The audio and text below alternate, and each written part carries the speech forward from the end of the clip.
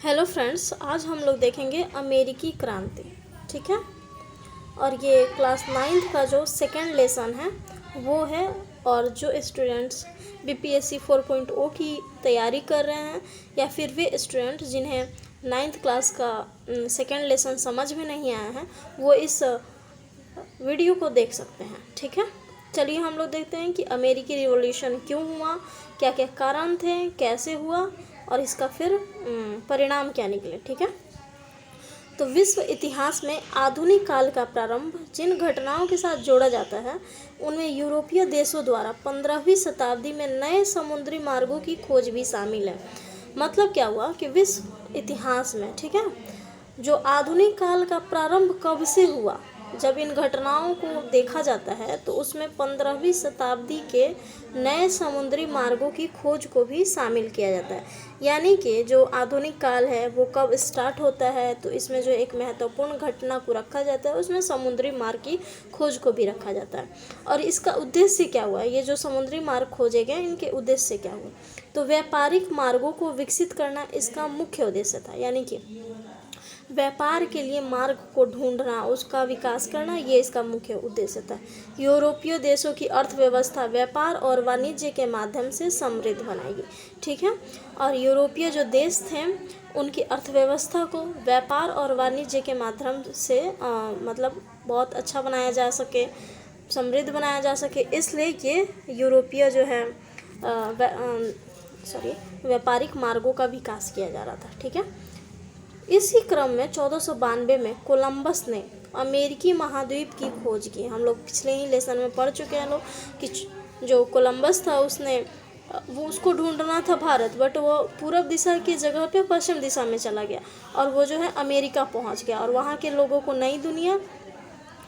वहाँ के देश को जो है नई दुनिया कहा और वहाँ के लोगों को रेड इंडियन कहा। ठीक है, और इसने जो है कोलंबस ने वो बहुत अच्छे तरीके से अमेरिका की खोज नहीं की। इसके बाद में आया तो आपका अमेरिगो वेस्पुची। पुनः अमेरिगो वेस्पुची ने इस बृहद भूखंड के बारे में विस्तृत जानकारी दी। यह जो अमेरिगो वेस्पुची था ये स्पेन का रहने वाला था और इसी के नाम पर जो है अमेरिका का नाम अमेरिका पड़ा। ठीक है, धीरे धीरे यूरोपीय देशों ने इस क्षेत्र में अपने उपनिवेश भी बना लिया। तो अमेरिका जो है, जब अमेरिका ढूंढा जा चुका था और वहाँ पे अमेरिकी वेस्पुची ने बहुत अच्छे तरीके से उसको ढूंढ लिया था, तो ये जो यूरोप वाले थे वे अपना उपनिवेश अमेरिका को बना लिए। ठीक है, आगे उत्तरी अमेरिका में मुख्य रूप से फ्रांस और इंग्लैंड ने अपना वर्चस्व स्थापित कर लिया। ठीक, तो नॉर्थ जो अमेरिका है, हम लोग जानते हैं कि नॉर्थ अमेरिका साउथ अमेरिका दो जगह है, दो महादेश है। तो ये ऐसे इसका मैप है, नॉर्थ अमेरिका और ये साउथ अमेरिका। तो यहाँ पे जो है ये है यूएसए और ये है नॉर्थ अमेरिका, ये है साउथ अमेरिका। तो यहाँ पे जो है नॉर्थ अमेरिका में जो है फ्रांस और इंग्लैंड ने अपना वर्चस्व स्थापित कर लिया था। ठीक है, आई होप आप लोगों को यहाँ तक समझ आ गया होगा और कोई दिक्कत नहीं होगा। चलिए आगे देखते हैं। लगभग उसी समय यूरोप में नए राजनीतिक विचारों का प्रतिपादन भी हो रहा था। ठीक है, तो उसी टाइम में यूरोप में जो है नए नए विचार आ रहे थे। कैसे विचार थे वे? क्या वे धार्मिक विचार थे? नहीं, वे एक राजनैतिक विचार थे। और व्यक्ति की स्वतंत्रता, निरंकुश सत्ता का विरोध, समानता और बंधुत्व जैसे विचार लोगों के बीच में, विशेषकर प्रबुद्ध वर्ग के बीच में लोकप्रिय होते जा रहे थे। तो लोगों को जो है कैसे विचार आ रहे थे, तो लोगों के बीच में जो है व्यक्ति की स्वतंत्रता, समानता, बंधुत्व वाले विचार आ रहे थे। ठीक, चलिए आगे अब आते हैं हम लोग। इन्हीं सब चीज़ों का जो परिणाम हुआ ये हुआ अमेरिकी स्वतंत्रता संग्राम। ठीक है, अब अमेरिका की स्वतंत्रता संग्राम का कारण क्या है, अब इसे देख लेते हैं। सबसे पहला कारण है उपनिवेशों में राजनीतिक स्वायत्तता का अभाव।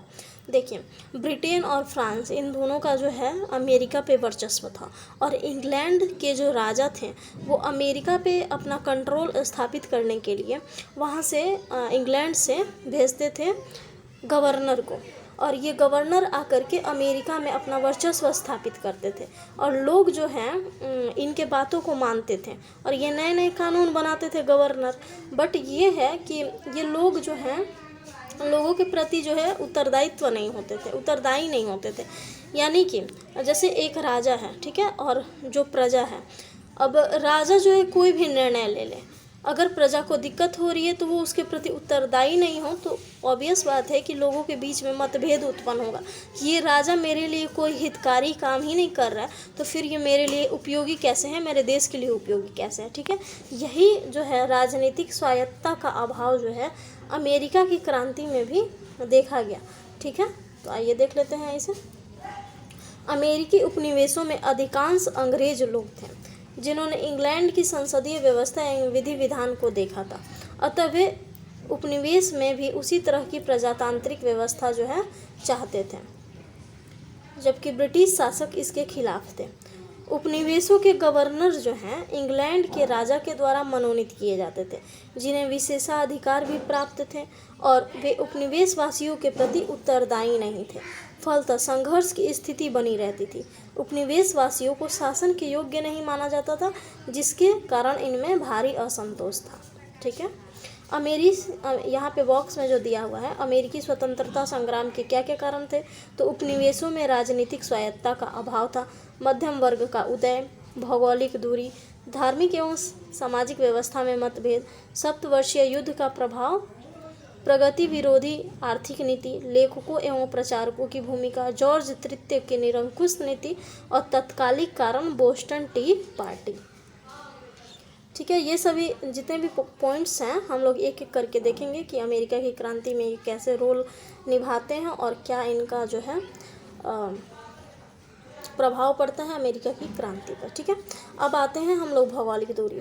आप लोग जानते ही होंगे अमेरिका का मैप ऐसे है, ये नॉर्थ अमेरिका, ये साउथ अमेरिका, यहाँ पे है अटलांटिक महासागर, और ये हो गया आपका इंग्लैंड। ठीक है, तो इंग्लैंड और अमेरिका की भौगोलिक दूरी, तो ये जो इंग्लैंड है यहाँ से अमेरिका जाने में काफ़ी डिस्टेंस पड़ रहा था। ठीक है, यह दोनों क्षेत्र अटलांटिक महासागर के दो अलग अलग छोर पर स्थित थे। तो कोई भी निर्णय होता था, पहले तो मोबाइल नहीं था, डाक के माध्यम नहीं थे उतने अवेलेबल, जो भी था यहाँ से व्यक्ति कुछ न्यूज़ लेकर के यहाँ पे जाता था, तब यहाँ पे उसको जो है संचालन किया जाता था उस खबर का या फिर उस नियम का। ठीक है, तो ये डिस्टेंस जो है वो काफ़ी एक बड़ा रोल प्ले किया अमेरिका की क्रांति में। ठीक है, आगे देखते हैं। धार्मिक एवं सामाजिक मतभेद। अमेरिकी उपनिवेश एवं ब्रिटेन के बीच धार्मिक एवं सामाजिक स्तर पर मतभेद थे, जहां एक और ब्रिटिशवासी एंग्लिकन मत को मानते थे। अमेरिकी उपनिवेश और ब्रिटेन के बीच में जो है वो धार्मिक और एवं सामाजिक स्तर पर मतभेद थे। ठीक है, जैसे कि जहाँ एक और ब्रिटेनवासी एंग्लिकन मत को मानते थे, यहाँ पे जो है ब्रिटेन ये एंग्लिकन मत को मानते थे। ठीक है, और चर्च को जो है ज़्यादा वैल्यू देते थे। वहीं अमेरिका में जो है प्यूरिटन मत को मानने वाले जो थे वे अधिक थे। ठीक है, यहाँ देखें, चर्च के आधिपत्य में ये विश्वास करते थे, वहीं दूसरी ओर अमेरिकी जो जनता है प्यूरिटन मतावलंबी थे। धार्मिक उत्पीड़न से तबाह होकर प्रोटेस्टेंट एवं प्यूरिटनों ने इंग्लैंड को छोड़कर अमेरिका में शरण ली थी। देखिए, यहाँ जो ब्रिटेन है ना, ये मानता था एंग्लिकन मत को और ये चर्च को ज़्यादा वैल्यू देता था, और यहाँ पे जो भी प्यूरिटन थे वे उनको जो है बहुत प्रताड़ित किया जाता था। तो यहाँ से ये प्यूरिटन और ये क्या नाम है इसका, प्रोटेस्टेंट। हाँ, प्रोटेस्टेंट जो है इन दोनों, ये जो दोनों थे ये अमेरिका में शरण लेने लगे। ठीक है, अब यदि मानते हैं कि कोई एक हिंदू बाहुल प्रदेश है और एक मुस्लिम बाहुल प्रदेश पे उसका आधिपत्य है, और हिंदू बाहुल प्रदेश जो है वो मुस्लिम बाहुल प्रदेश पर जो है अपने नियम कानून लगाएं, वो भी धार्मिक मामले में। यदि कह दी कि हिजाब पहनना मना है, मुस्लिम जो टोपी होते हैं वे करना मना है, उसके बाद नमाज़ पढ़ना मना है, ये सब चीज़ों को बोल दें तो काफ़ी समस्या आ जाएगी। उसी प्रकार का यहाँ पे हो गया था कि धार्मिक और सामाजिक मतभेद उत्पन्न हो चुके थे। ठीक है, अमेरिका और ब्रिटेन के बीच में, तो ये भी एक महत्वपूर्ण मुद्दा बन गया था इन दोनों के बीच में और अमेरिका की क्रांति का। ठीक है, नेक्स्ट देखते हैं सप्तवर्षीय युद्ध का परिणाम। सप्तवर्षीय युद्ध इंग्लैंड और फ्रांस में 1756 से 1763 के बीच में हुआ था। इस युद्ध से पूर्व तक उपनिवेशवासी इंग्लैंड से घनिष्ठ रूप से जुड़े हुए थे, क्योंकि वे कनाडा में फ्रांसीसियों के विरुद्ध अकेले अपनी रक्षा करने में असमर्थ थे। यहाँ पे एक मैप के माध्यम से हम लोग देख लेते हैं। ये नॉर्थ अमेरिका है, ठीक है, यहाँ पे है यूएसए, और ये है कनाडा, और ये है यूएसए, ठीक है। तो एक तो है ब्रिटेन और एक है फ्रांस। जो फ्रांस है, फ्रांस का इस पे कब्जा था और ब्रिटेन का इस पे कब्जा था। तो ये जो सीमावर्ती इलाके हैं ना, ये इधर से फ्रांस जो है लड़ाई करने के लिए ये करता था, आगे बढ़ता था, और इधर से जो है ब्रिटेन बढ़ता था। अब इसमें पीस के रह जाते थे अमेरिका वाले, ठीक है। तो जब सप्तवर्षीय युद्ध हुआ 1756 से लेकर के 63 तक, सप्तवर्षीय युद्ध ब्रिटेन और फ्रांस के बीच में हुआ, ठीक है। तो इसमें जो है फ्रांस हारा गया। अब हारा गया तो कनाडा पर से इसका जो है रूल ख़त्म हो गया, यानी कि वर्चस्व ख़त्म हो गया। अब अमेरिका वालों के पास सिर्फ एक प्रॉब्लम था कि ब्रिटेन को हटाना। ये पहले जो है ब्रिटेन जो है फ्रांस वालों से अमेरिका की रक्षा करते थे, ठीक है ना, ब्रिटेन वाले। तो अब इन अमेरिकी जो वासी थे, इन लोगों के पास सिर्फ अब ब्रिटेन को हटाना ही एक बड़ा समस्या हो गया था। फ्रांस तो ऑटोमेटिक ही हट चुका था, ठीक है। चलिए आगे देखते हैं। तो लेकिन इस युद्ध में फ्रांस की पराजय के साथ यह भय समाप्त हो गया।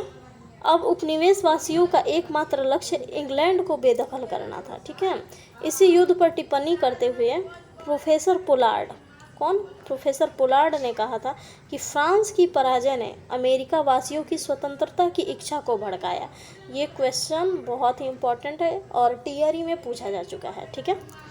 तो किसने कहा था कि फ्रांस की पराजय ने अमेरिका वासियों की स्वतंत्रता की इच्छा को भड़काया? तो प्रोफेसर पोलार्ड। आगे देखते हैं। प्रगति विरोधी आर्थिक नीति।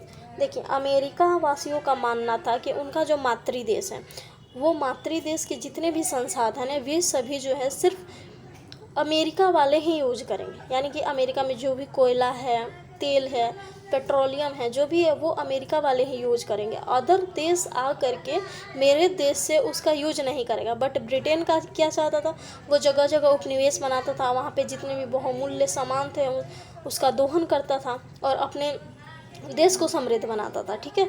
तो यही प्रगति विरोधी आर्थिक नीति, ये भी एक बहुत ही बड़ा महत्वपूर्ण कारण बन गया अमेरिका की क्रांति में, ठीक है। सबसे गंभीर मतभेद आर्थिक कारणों से उत्पन्न हुए। उपनिवेशवाद का बुनियादी सिद्धांत यह था कि उपनिवेशों के आर्थिक शोषण और उनके संसाधनों के दोहन पर अधिकार जो है मातृदेश को है। दूसरी ओर उन्मुक्त व्यापार की धारणा विकसित हो रही थी, जिसमें राज्य द्वारा व्यापार को नियंत्रित करने का विरोध किया गया था, ठीक है।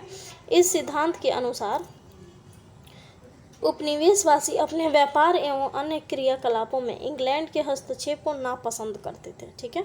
जैसा मैंने बताया वैसा ही है। अतः उपनिवेशों में विकसित हो रहा मध्यम वर्ग इंग्लैंड के कुलीन वर्ग शासन का अंत चाहता था, ठीक। आइए अब आगे देखते हैं कि आपत्तिजनक कर। ये जो कर था ये बहुत ही महत्वपूर्ण भूमिका निभाया अमेरिका की क्रांति में। सप्तवर्षीय युद्ध में, जो सप्तवर्षीय युद्ध हुआ था ब्रिटेन और फ्रांस के बीच में, इसमें जो है इंग्लैंड की काफ़ी आर्थिक क्षति हुई। इंग्लैंड जो लड़ाई लड़ा तो उसमें उसको बहुत ही ज़्यादा पैसे की कमी हो गई, ठीक है। अतः क्षतिपूर्ति हेतु तत्कालीन प्रधानमंत्री ग्रेनविल ने 1765 में स्टाम्प एक्ट पारित किया। तो जब राजस्व समाप्त होने लगा था ब्रिटेन का, तो इस जो है पैसे की कमी को पूरा करने के लिए उस समय का प्रधानमंत्री कौन था? ग्रेनविल ने स्टाम्प टैक्स लगा, स्टाम्प एक्ट जो है पारित कर दिया, स्टाम्प एक्ट, ठीक है, पारित कर दिया, जिसके अनुसार सभी अदालती कागजों, अखबारों आदि पर 20 सीलिंग का स्टाम्प लगाना अनिवार्य था। स्टाम्प क्या होता है? एक पेपर होता है, पेपर पे जैसे कोई ज़मीन का कागज़ हुआ तो यहाँ पे एक छोटा सा टिकट टाइप से होता है जिस पे लिखा रहता है 200 का या 1000 रुपया का। तो ये जो है स्टाम्प जो है जितने भी अदालती कागज़ थे, अखबार थे, उन सभी पर ये लगाना अनिवार्य कर दिया, और वो भी 20 सीलिंग का, ठीक है। इस कानून ने उपनिवेशों में व्यापक विरोध की भावना जगा उठी। अब इससे जो है अमेरिकी लोग बहुत ही क्रोधित हो उठे, ठीक है। उपनिवेशवासियों ने ब्रिटेन से आने वाली सभी वस्तुओं का बहिष्कार करने का निश्चय कर दिया। अमेरिका के जितने भी लोग थे उन्होंने यह निर्णय लिया कि ब्रिटेन से जितनी भी वस्तुएं आएंगी उनका हम बहिष्कार कर देंगे। ये तो घटना था किस कब का, 1765 का, 1765 का। अब 1767 में क्या होता है ये देखते हैं, जस्ट 2 साल के बाद में। 1767 ईस्वी में ब्रिटिश संसद ने उपभोक्ता वस्तुओं पर कर लगाया। कौन सा कर लगाया, ये क्वेश्चन पूछा जाता है। अच्छा, ये वाला भी क्वेश्चन पूछा जाता है कि 1765 में कौन सा एक्ट आया, तो स्टाम्प एक्ट आया। इस समय पीएम कौन थे, तो इस समय पीएम ग्रेनविल थे, ठीक है। चलिए, तो 1767 में जो है स्टाम्प एक्ट आया, ठीक है। इसके तहत जो है कागज़, शीशा, चाय और रोगन, इन सभी वस्तुओं पर जो है टैक्स लगा दिया गया। उपनिवेशवासियों ने इन करों का व्यापक विरोध किया। इसी समय अमेरिका का एक व्यक्ति था, सैमुअल एडम्सन। कौन? सैमुअल एडम्सन। इसने कहा कि प्रतिनिधित्व नहीं तो कर नहीं। मतलब क्या हुआ कि ब्रिटेन की जो संसद है, संसद हमारे लिए जो नियम बना रही है, ब्रिटेन की संसद अमेरिका के लिए जो नियम बना रही है, उसमें तो अमेरिका का कोई व्यक्ति है ही नहीं, और नियम जो बन रहा है उसमें हमारा तो कोई भागीदार है ही नहीं। तो जब प्रतिनिधित्व नहीं है तो हम कर क्यों दें, ठीक है। तो ब्रिटिश सरकार की कार्यवाहियों का विरोध करने के लिए उपनिवेशवासियों ने, अमेरिका के जो लोग थे, यहाँ पे उपनिवेशवासियों का मतलब हुआ कि ब्रिटेन के उपनिवेश जो था अमेरिका, उसके बारे में यहाँ पे चर्चा हो रहा है, ठीक है। इसने सन ऑफ लिबर्टी और डॉटर ऑफ लिबर्टी,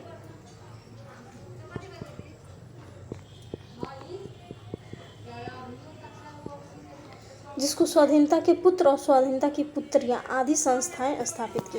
तो देखिए, इसमें हम लोग क्या देखिए कि 1765 में स्टाम्प टैक्स आया। क्यों आया? सप्तवर्षीय युद्ध हो गया था और उसमें ब्रिटेन का जो है पैसा समाप्त हो गया था, तो इसके लिए प्रधानमंत्री ग्रेनविल ने 1765 में स्टाम्प टैक्स लाया और 20 शिलिंग का जो है टैक्स लगाया, जितने भी कागजी अदालत के जो कागज़ थे, अखबार थे, उस पर, ठीक है, अमेरिका के लिए स्पेशल। और इसका विरोध किया उन्होंने। तभी 2 साल के बाद में 1767 में उपभोक्ता वस्तुओं पर भी उपभोक्ता कर लगा दिया, ठीक है। और इसी सब का विरोध करने के लिए एक व्यक्ति सबसे आगे आया, उसका नाम था सैमुअल एडम्सन। और उसने कहा जब प्रतिनिधित्व नहीं है तो हम कर कैसा दें। और उसने जो है 2 ग्रुप बनाए, एक सन ऑफ लिबर्टी और एक डॉटर ऑफ लिबर्टी, यानी कि स्वाधीनता के पुत्र और स्वाधीनता की पुत्रियां। ये क्वेश्चन पूछा जा चुका है और आने की भी काफ़ी संभावना है, यह बहुत ही इंपॉर्टेंट क्वेश्चन है, ठीक है। अब आगे देख लेते हैं कि कोई भी स्वाधीनता संग्राम होता है, चाहे वो 1857 की क्रांति हो हमारी या फिर कोई भी हो।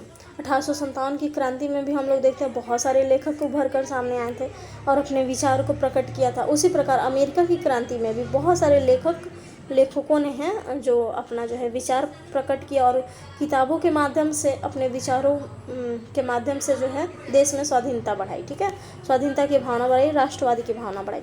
तो इसने जो है 1776 ईस्वी में टॉमस पेन की लघु पत्रिका कॉमन सेंस, ये पिछले बार ही टीआरई में पूछा गया क्वेश्चन है, ठीक है। टॉमस पेन की लघु पत्रिका जो है कॉमन सेंस, को क्वेश्चन पूछा गया था कि कॉमन सेंस किसकी रचना है, तो टॉमस पेन, ठीक है। टॉमस जेफरसन ने उपनिवेशवादियों के विद्रोह करने के अधिकार का समर्थन किया और उनकी बढ़ती हुई स्वतंत्रता की इच्छा को प्रोत्साहित किया। इसमें अमेरिकी क्रांति में हम 2 लोगों का नाम याद रखेंगे, एक तो टॉमस पेन और दूसरा टॉमस जेफरसन। तो टॉमस पेन ने तो एक लघु पत्रिका लिख दी कॉमन सेंस, और टॉमस जेफरसन ने क्या किया, तो इसने जो है विद्रोह जितने भी लोग कर रहे थे उसका समर्थन किया और बाद में यही चल करके जो है स्वतंत्रता का घोषणा पत्र इन्होंने ही लिखा था अमेरिका का, ठीक है। ये हम लोग आगे देखेंगे लोग। चलिए आगे चलते हैं। जॉर्ज तृतीय की निरंकुश नीति। अब जो है जॉर्ज तृतीय बन जाता है ब्रिटेन का जो है शासक। कौन? इंग्लैंड का शासक जॉर्ज तृतीय बन जाता है।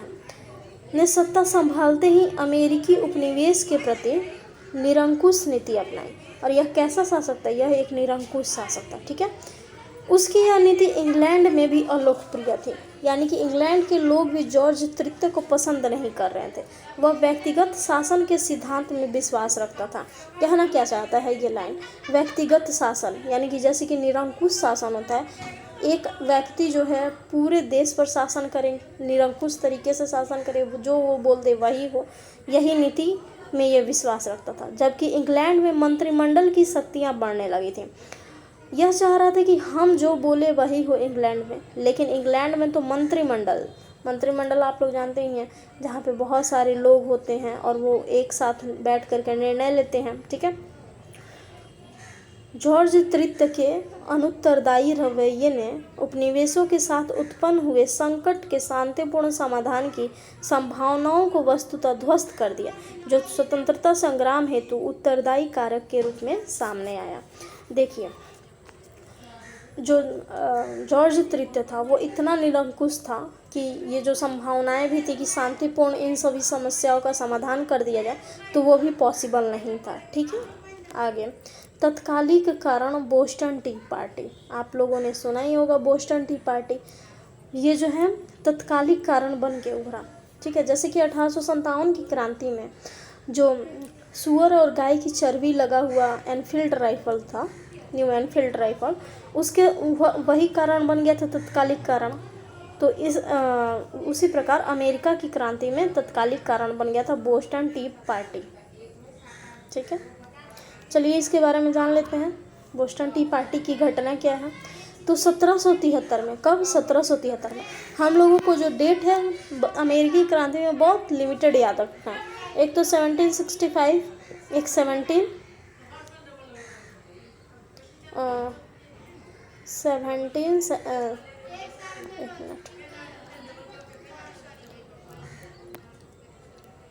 एक 1767 और अब आ जाते हैं 1773। तो इस समय क्या हुआ, चाय कानून द्वारा ईस्ट इंडिया कंपनी को भारत से सीधे अमेरिका चाय भेजने का एक अधिकार प्रदान किया गया। किसको, ईस्ट इंडिया कंपनी को भारत से सीधे। देखिए, ये अमेरिका, ये ब्रिटेन और ये रहा हमारा भारत। तो पहले क्या होता था कि भारत से ब्रिटेन चाय जाता था और ब्रिटेन से अमेरिका जाता था, ठीक है। बट ईस्ट इंडिया कंपनी को एक अधिकार दे दिया गया कि डायरेक्ट भारत से भेज दिया जाए चाय अमेरिका, ठीक है, जिसका उपनिवेशवासियों ने ज़बरदस्त विरोध किया। और इसका विरोध उपनिवेशवासियों ने किया। जब चाय से लदा हुआ जहाज़ जो है अमेरिका के बोस्टन बंदरगाह पर पहुंचा, तो वहाँ के कुछ नागरिक आदिवासियों रेड इंडियन जैसे कपड़े पहने उस जहाज़ पर पहुँचे और वहाँ चाय की सभी पेटियों को समुद्र में फेंक दी। इस घटना को जो है बोस्टन टी पार्टी कहते हैं, ठीक है। जब भारत से पहुँचा डायरेक्ट चाय, तो यहाँ पे एक बंदरगाह, बोस्टन नामक बंदरगाह है, वहाँ पे कुछ लोग आदिवासी ड्रेस पहन लिए, जो कि अमेरिका के आदिवासी थे, ठीक है, जिसको रेड इंडियन बोला गया था। किसने बोला था, कोलंबस ने बोला था। तो इन्हीं आदिवासियों का ड्रेस पहन लिए कुछ लोगों ने, और यहाँ पे जैसे ही जहाज़ पहुँचा तो जितना इस पे लदा हुआ चाय का बोरी था उसको फेंक दिए समुद्र में।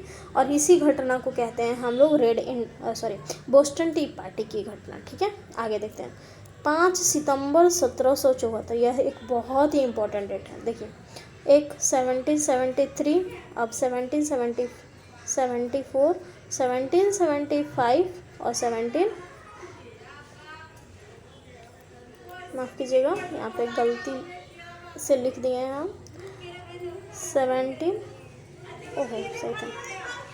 1775 और 1776, ये 4 जो ईयर है बहुत ही इम्पोर्टेंट है। कौन कौन था, तो 1773, 74, 75 और 76, ठीक है। ये डेट जो ईयर है ये बहुत ही इम्पोर्टेंट है अमेरिकी रिवॉल्यूशन के पॉइंट ऑफ व्यू से देखा जाए तो, ठीक है। आगे, तो 5 सितंबर 1774 को 13 उपनिवेशों के प्रतिनिधियों का फिलाडेल्फिया शहर में एक महादेशीय सम्मेलन आयोजित किया गया, जिसमें ब्रिटिश कानूनों का विरोध तथा व्यापार के बहिष्कार का निर्णय हुआ। देखिए, अमेरिका जो था ना, अमेरिका को 13 उपनिवेशों में विभाजित करके ब्रिटेन ने इस पर कब्जा कर लिया था, ठीक है। मतलब इसके 13 राज्यों को जो है अपना ये बना लिया था, उपनिवेश बना लिया था। तो 13 राज्यों को 5 सितंबर 1774 को बोला गया कि 13 राज्य के एक एक प्रतिनिधि या जितने भी प्रतिनिधि हैं वे फिलाडेल्फिया शहर में आए। कहाँ पे? फिलाडेल्फिया शहर में आए और यहाँ पे एक महादेशीय सम्मेलन का आयोजन किया गया, जिसमें यह कहा गया कि हमें ब्रिटिश कानून का विरोध करना है और व्यापार का बहिष्कार करना है। ठीक, और यहाँ पे यह निर्णय लिया गया कि ब्रिटिश कानून का हम लोग जो है बहिष्कार करेंगे। यह बहुत ही इम्पोर्टेंट क्वेश्चन है कि फिलाडेल्फिया में जो है महादेशीय सम्मेलन कब आयोजित किया गया था? तो 5 सितंबर 1774 को। ठीक है, अब आगे का डेट है 1775 का। 18 अप्रैल 1775 को ब्रिटिश सेना तथा उपनिवेश वासियों के बीच लेगिंग्स गठन में प्रथम संघर्ष हुआ। ठीक है, 18 अप्रैल 1775 में अमेरिका और ब्रिटिश सेना यानी कि ब्रिटेन, अमेरिका और ब्रिटेन के बीच में लेगिंग्स गठन में जो है पहला संघर्ष हुआ, यानी कि पहली बार लड़ाई हुआ इन दोनों के बीच में। इसके बाद 4 जुलाई 1776 को, एक मिनट रुक जाइए, अब ज़्यादा क्लियर आप लोगों को दिखेगा। देखिए 18 अप्रैल 1775 को क्या हुआ कि लेगिंग्स गठन में ब्रिटिश सेना और अमेरिका के उपनिवेश के बीच में लड़ाई हुआ। ठीक है, अब आते हैं 4 जुलाई 1776 को फिलाडेल्फिया में दूसरा महादेशीय सम्मेलन का आयोजन किया गया। पहला महादेशीय सम्मेलन 5 सितंबर 1774 को, दूसरा महादेशीय सम्मेलन 4 जुलाई 1776 को, दोनों ही फिलाडेल्फिया में ही हुआ। ठीक है, और यहाँ पे टॉमस जेफरसन के द्वारा, किसके द्वारा? तो टॉमस जेफरसन के द्वारा जो है स्वतंत्रता का घोषणा पत्र जारी किया गया। ठीक है, यही कह रहे थे कि दो लेखक जो थे बहुत ही इम्पोर्टेंट भूमिका निभाए थे। एक तो टॉमस पेन जिनका लघु पत्रिका था कॉमन सेंस, और दूसरा हो गया आपका टॉमस जेफरसन जिन्होंने अमेरिकी स्वतंत्रता का घोषणा पत्र जारी किया था। ठीक है,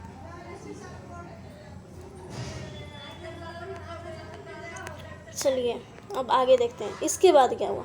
जॉर्ज वाशिंगटन, कौन? जॉर्ज वाशिंगटन को अमेरिकी उपनिवेश का सेनापति नियुक्त कर दिया गया। अब जो निर्णय ले लिया गया 4 जुलाई 1776 को कि अमेरिका का घोषणा पत्र जारी किया जाता है, अब जो है कोई भी ब्रिटेन वासी के नियमों का पालन नहीं करेगा और उसका विरोध करेगा। अब हमारे तरफ से, अमेरिका की तरफ से एक सेनापति होगा और वो सेनापति होगा आपका कौन? जॉर्ज वाशिंगटन सेनापति होगा। ठीक है, अमेरिकी स्वतंत्रता संग्राम पूरी तरह से आरंभ हो गया और 3 फरवरी 1783 को पेरिस की संधि के द्वारा समाप्त हुआ। देखिए दोनों के बीच में तो लड़ाई हो ही चुकी थी, अमेरिका और ब्रिटेन के बीच में। अब क्या हुआ कि 3 फरवरी को 1783 को पेरिस में जो है एक सम्मेलन बुलाया गया और जिसमें अमेरिका पहुंचा और ब्रिटेन पहुंचा और दोनों के बीच में एक सम्मेलन हुआ और जिसमें यह निर्णय लिया गया कि आज से जो है अमेरिका स्वतंत्र हुआ। ठीक है, चलिए इसके बाद में 1787 में अमेरिका का जो संविधान है वो बनने लगा और 1789 में जो है वो लागू हो गया और जॉर्ज वाशिंगटन जो है अमेरिका के प्रथम राष्ट्रपति बनाए गए। ठीक, आई होप आप लोगों को ये वीडियो बहुत ही अच्छे से समझ में आ गया होगा। अब आगे हम लोग देखेंगे कि अमेरिका का क्या परिणाम हुआ, अमेरिकी क्रांति का क्या परिणाम होता है और क्या क्या प्रभाव पड़ता है इंग्लैंड पे और क्या प्रभाव पड़ता है भारत पे, और साथ ही अन्य जो देश थे उन पे जो है अमेरिका के साथ अन्य देश जो थे उनके पर क्या प्रभाव पड़ता है। तो थैंक यू सो मच।